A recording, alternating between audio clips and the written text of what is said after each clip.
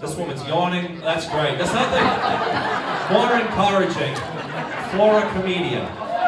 Not only am I not on Netflix, I'm not on tour with Seinfeld, I'm at an Elks Lodge watching people eat Chex Mix who are just here to raise money for their kids' fucking cleats. As if my life isn't going bad enough, the woman directly in front of my crotch is yawning in boredom.